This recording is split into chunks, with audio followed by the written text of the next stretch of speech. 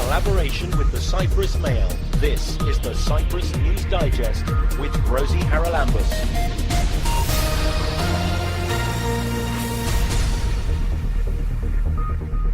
Coming up this week, Cyprus buses are to get a smart upgrade. But finally, we're now ready to proceed with the installation of the GPS in the buses. Events to mark World Refugee Day. And ask them about their stories, how they ended up in Cyprus, how do they feel here in Cyprus, what remembrances do they have from their lives back in their country, what their dreams are, their aspirations. And we'll talk to a Syrian refugee who was rescued from a sinking ship and is about to start a new life in America. He has to prove that he is the same as them in a matter of hard worker, responsible and an active citizen. And an innovation night for doers. So I think that's what we need in Cyprus. I'm sick and tired of doing non-transparent and not doing. This is the worst cultural spell that hit that island. Non-transparency and not doing. I think anyone who lives in Cyprus knows that we have buses, finally, but they're not usually very full. Why not? It's very hard to get Cypriots out of their cars and onto public transport. In all fairness, it's partly because for many, many years public transport hasn't really met the needs. But that is about to change. Marios Dimitriadis is Transport Minister for Cyprus, and he's going to tell us all about a new system which will run like it does in many other capital cities of Europe, where people waiting at the bus stop will know exactly when the next bus is due to arrive. This is all down, I think, Marios, to a GPS system in all the buses. So tell us how it works. Well, one thing that has been missing from our buses, obviously, is the GPS system that will allow passengers to know when the exact time that buses will arrive at a particular bus stop. And also, of course, the system of automatic ticketing, because at the moment, basically, they use pieces of paper. So 2 years ago, or almost 2 years ago, we took the decision to proceed with an international competition.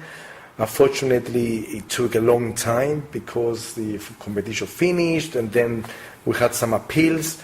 But finally, we're now ready to proceed with the installation of the GPS in the buses. It will start from 2016, of course, and that will definitely improve the level of service that is provided to the clients. Now, as part of the package, in particular bus stops, there will also be an installation of automatic information about the arrival times of buses.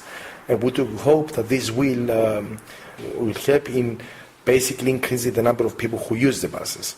Now, the second thing that I mentioned before is automatic ticketing. At the moment, we have this old system with the pieces of paper. Now we're going to have these automatic tickets, which, of course, is a modern system. And that will allow us to be much more flexible in things of different pricing, having different prices for different routes. And of course, together with the GPS that will allow us to know how many passengers use the routes, it will give us all the tools necessary to do the necessary planning for running the buses. So are we going to do away with paying the driver as you get on? I mean, in so many places now, you just buy a card and you swipe it when you get on and you swipe it when you get off or whatever. That's the whole idea. You will be able to get your ticket from before, your card from before. You will be able to get a card with multiple uses on it. This is the intention, and this is what will start happening. And then you top it up when you've run out of your fares, so to speak. Well, yes, that's the idea, to have it electronically now. Obviously there will be one-off cards and different kind of cards. We still have some way to go until we reach something like the Oyster card in London. But we're definitely on the right track. But you can, for example, I mean, I'm thinking of Brussels now, where you put your money in a machine, buy your ticket at the bus stop, and you either buy a 1 journey or a 10 journey ticket or whatever. That's the idea, because what we will do, we will find an organization who will also manage the whole system and make sure that there exists a good distribution system for all these tickets, so that people can find these tickets anywhere, I mean everywhere basically, and this of course will make life much easier for people. Now, I presume that the other thing that will happen with this system is that you will be able to see very clearly which routes there are problems on for the buses to keep to the timetable. I'm back to my old bugbear about bus lanes or parking in the left-hand lane where the buses are supposed to travel.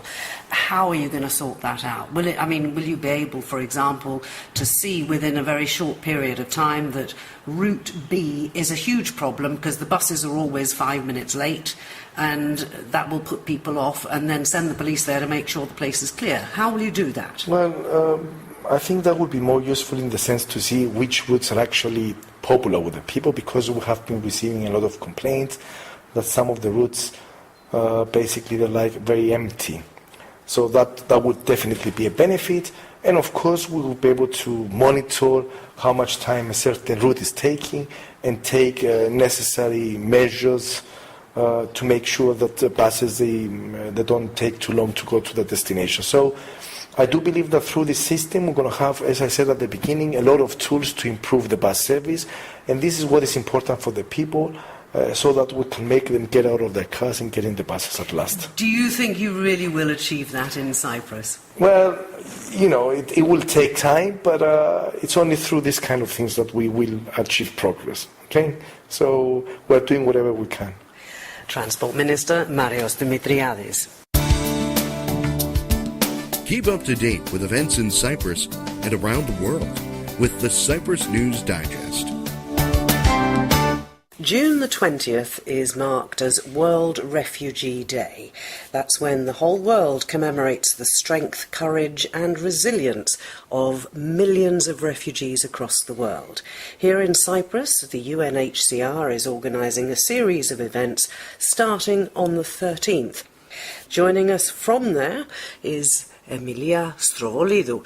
Emilia, you're starting, I think, a little earlier than the day itself. Tell us what's coming up. We will be kicking off on Monday, the 13th of June, with a refugee film week. 5 documentaries that will be screened during that week, refugee related, of course. They will take place on the book club, at the book club Ifandourio. It's very close to Faneromeni Square, also known as Weaving Mill. And we have created a Facebook event, so you can view the whole program there, the exact times that the films will be screened. On Monday we will show at 8 o'clock. It's a French film. It's the success story of children of different origins, refugees and migrants who have made it into the school environment under the guidance and support of their inspired French teacher. Next day we'll be screening 2 films. A German film, it's about the uncertainty that the 3 asylum seekers in Germany are facing. It shows their dreams as well, also their anxiety as to what the future holds for them. So you've actually got a series of films that have come from very many different countries, and they're looking at different aspects of what refugees have to face. Exactly. Are they in their original language? Do they have subtitles? How are you going to get this across to a Greek-speaking audience? Well, actually, there will be English subtitles. Indeed, it is in their original language, but we think that the English is prevalent in Cyprus, and almost everyone. So everybody will be able to follow it. Will be able to follow with the English subtitles. And on the same day, on Tuesday, there is a second screening by the British Council and British High Commissioner. It's a Syrian love story. On Wednesday, a documentary by a Cypriot journalist who charts the stress of refugees on their perilous path to Europe.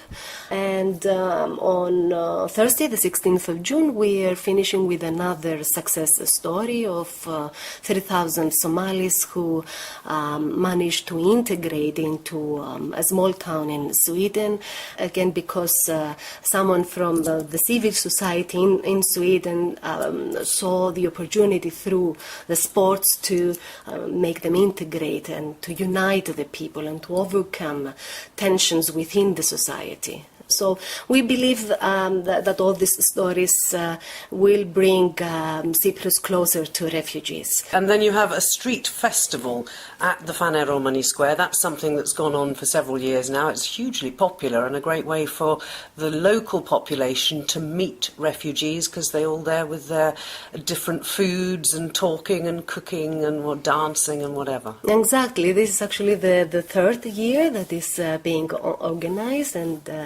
the Future World Center is taking all the logistical, organizational aspects of this beautiful event, intercultural event, where everybody can see that refugees are human beings, real human beings. They're not an indifferent to the rest of the population. Is getting people to understand that. And I think the event on Thursday the 16th as well, in the evening, again at the Weaving Mill, I believe, is the Human Library. Now that's something else that was done, I think, previous years in the park, I believe, and people get a chance to actually, in a sense, interview and talk to the humans who are in the library who happen to be refugees. Yeah, exactly. The Human Library is an educational tool, if you like, and is being widely used, not only in Cyprus, in Europe and beyond. And in Cyprus, actually, we did it again back in 2010. It was a refugee human library. As a tool, it can be used for other thematics. Before the screening of the Swedish film on Thursday, for 3 hours, we will have refugees, the refugee books, as we call them, human books, real books, at the Weaving Mill, for people to come and read them and ask them about their stories, how they ended up in Cyprus, how do they feel here in Cyprus, what remembrances do they have from their lives back in their country, what their dreams are, their aspirations. So that's on Thursday, the 16th of June. And then if we leap forward a week to the 23rd, tell us very quickly about this photographic exhibition. This is an initiative that we explored with the Photographic Society Fotodos. They accepted to conduct a series of workshops for refugee children who are residing in Cyprus. Through this workshop, they taught to the children the basics of photography, and then through their guidance, the children took photos from their lives, from their surroundings here in Cyprus, and in a way giving us a glimpse of their lives and dreams and aspirations. So the result of these workshops will be exhibited on the 23rd of June at 7:30 in the evening at the gallery of Fotodos. But again, more information on that you will find also on our Facebook, also on Fotodos website. So give us the Facebook page then. It's UNHCR? UNHCR Cyprus is the Facebook page. Also at the Twitter you can find us again with UNHCR Cyprus. So a lot of events coming up to mark World Refugee Day. It actually happens on June the 20th, but that here in Cyprus is Kataklysmos, which is a totally different holiday. Get involved, meet the refugees, enjoy the fun. It's running from the 13th for a couple of weeks. And we're going to stay with the subject of refugees. Stay tuned. You can subscribe to the Cyprus News Digest on iTunes for free and get the program downloaded to your phone or tablet so you can listen anytime, anywhere.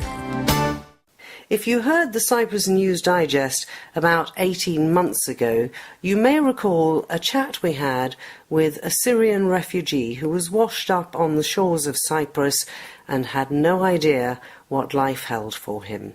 He joins us again today, a day before he flies to the USA to marry the girl of his dreams. He is Hazem Hamid. Hazem, tell us what the 18 months has been like since we first spoke, if you remember, over a cup of tea in downtown Nicosia, and you said, please don't take my photograph. That's and we true. published a photograph of your cup of tea, I think, and your hands. You've turned your life around. How have you done it? Well, it has been such an experience that I have been living with, between the friends that I have met here, between the family, which you, Rosie, that I consider as a best friend, a family, and a huge supporter to my fights here in this island. 18 months passed so quick. Seriously, there were many days that I was like, wow, I have been here for a year now. 18 months, it's like a year and a half, and within 3 months it's going to be 2 years.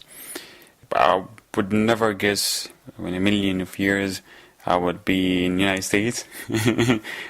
But from the time that I met the love of my life, has been a really interesting journey with her, traveling around, exploring this island, enjoying the life, meeting new people, and as well as going through our first European trip, it was like our own special first trip to Europe, and then going through fighting and surviving this island, going to work, making sure that we are in contact when she went to the United States in a matter of looking for a job there. And it wasn't the best, but we worked hard on that relationship, and then we met again in January, where I had the chance to propose to her and she said yes. It was the best day in my life. It was unplanned, but it was like, at the time, it was magnificent. It was, I don't know.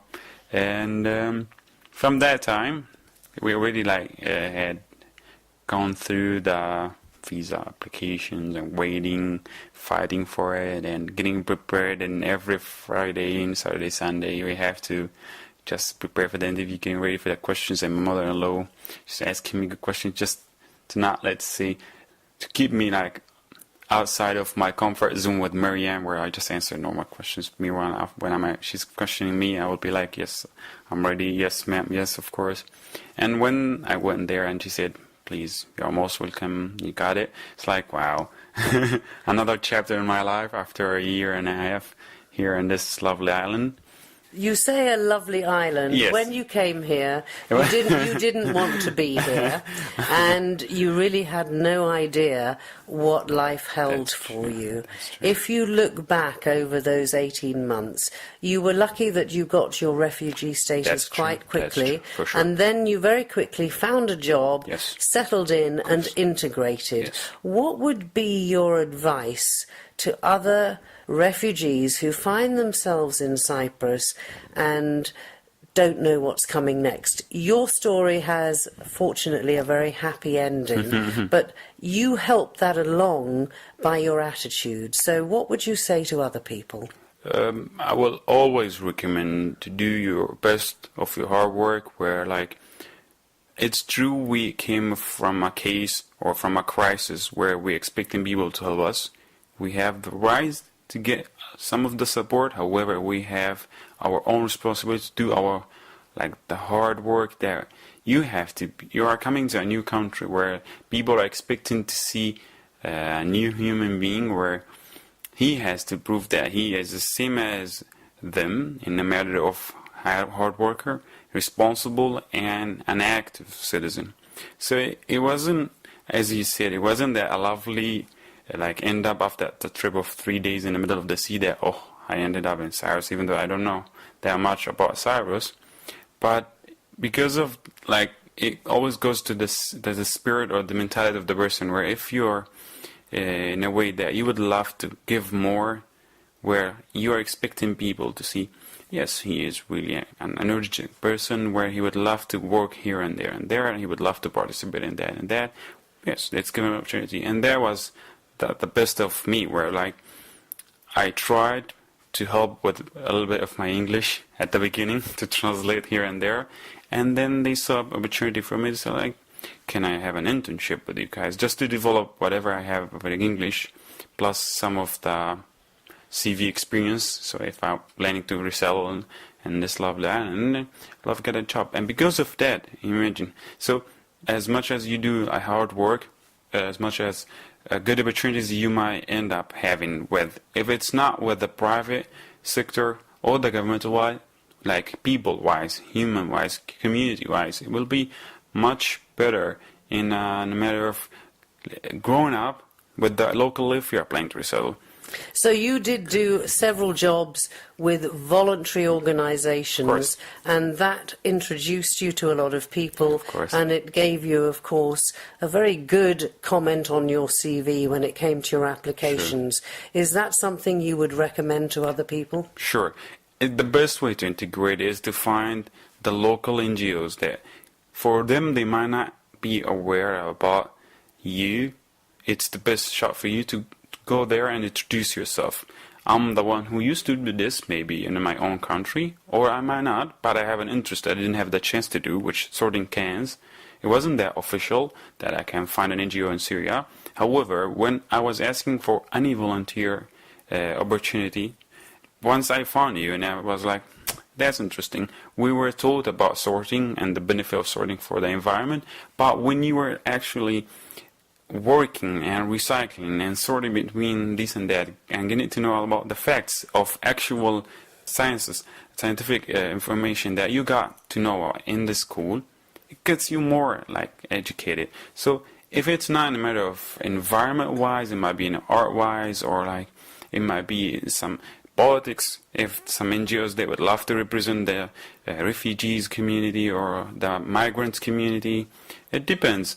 But as long as you are a hard worker to integrate in the community, with no doubts, even if we were in one of the most racist countries against refugees or migrants, you will definitely find a group of people who would love to support you, gets you to the people who would love to see you, introduce and show them that yes, they are human beings and they are the same as us, where they used to do their hard work and fully responsible for all the matters that they were living for. So it is just in a matter of finding the right person. It might be about like being lucky, which where I found you, but also it's about like hard work, which I believe in. Because like it's true, I ended up here, but it was like one goal in my mind, just even if I ended up in the worst countries, I'll do my hard work, and if that hard work come out with a good results, it's the best what I would love to see. So that's why if I was in spoiled in Germany, I would never be introduced to Cans for Kids. So it's better to do some hard work, being introduced to the best of the people, saying goodbye and having the best lunch before 24 hours of my flight, and say like, you see, good works end up with good results.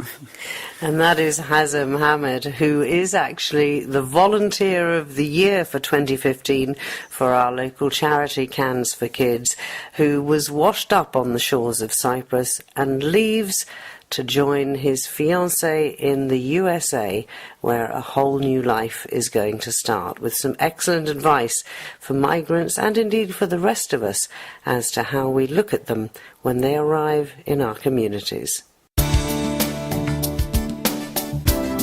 This is the Cyprus News Digest with Rosie Haralambous. Next Wednesday, the 15th of June, there's an innovation night taking place in the buffer zone near the Lidra Palace in Nicosia. It's co-organised by the Artos Foundation, whose director Achilleas Kentonis joins us now. Achilleas, you talk about accelerating innovation through openness. What do you mean? First of all, I would like to say that it's also co-organized by Hack 66. It's an autonomous community for young innovators and hackers that they try to hack technology and find new uses of the technology and everything. We host them here in Artos Foundation, and of course we support them because through that we believe we can have a change in society as well. At the same time, Artos has his own four basic pillars, which is art, science, innovation and social impact. So we try to engage all four of them so that way we can maximize the impact in the society. Now, accelerating the innovation is by giving the opportunities for people related or not related to technology to engage existing technology in there and just bring them in that state of mind that they can start orchestrating their own ideas and produce new solutions, new products or new services. That way means that existing problems that or challenges, whatever you want to call them, that exist in the society can find new forms or new solutions that can improve the level of of the existing lifestyle we have. All right, but how is it actually going to work? You're doing this in the open air, in a car park, I think, near the Home for Cooperation. Actually, Artos Foundation, Hack 66 and the Home for Cooperation, we had an initiative and we set up one frame of a cube. It's called the structure. That was an old vision I had from that time, that I could have a man's land within the no man's land. And the Hack CTC had the initiative of doing a project that they could get all the scraps, materials from different places and put them in one place and have the people creating new stuff out of that. We joined those two things together, so outside the Home for Cooperation now, in the northern side of the Home of Cooperation, we have there this structure, so we meet and we give this opportunity to other communities and other teams to work in a way so they can be a maker space.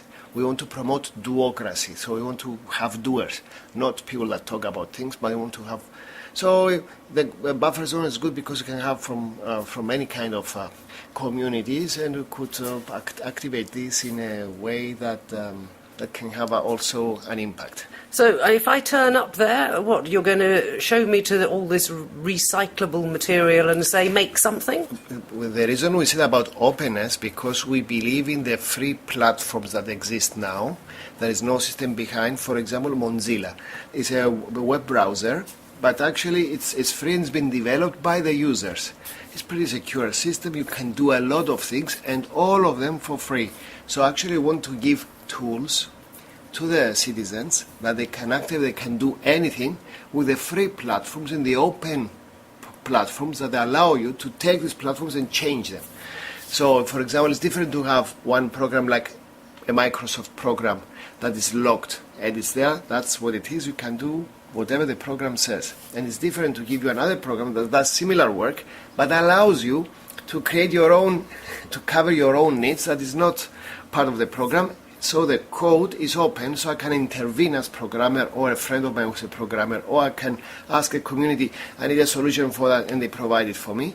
So through this openness, we create communities who have support from each other, create some synergy, and then we share the result. But do you need to be technical-minded then? I mean, have you got to be geeky to get anything out of this? For that night, we're going to have some presentations.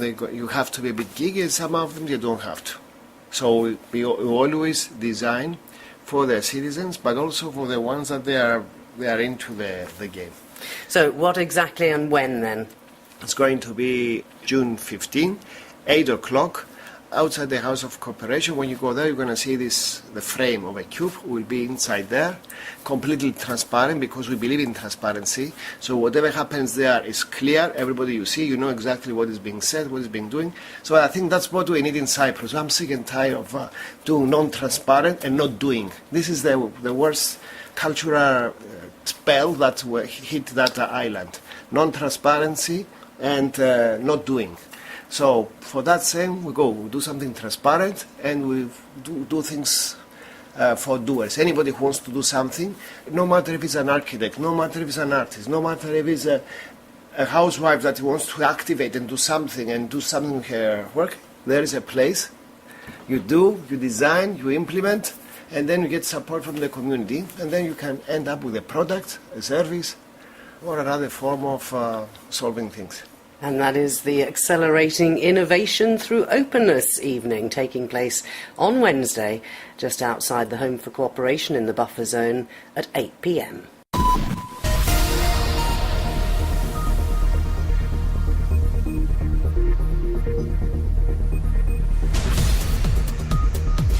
Well, that about wraps up this edition of the Cyprus News Digest. Many thanks for your company. Hope you'll join me next week. Till we meet again, take care and God bless. Bye-bye now.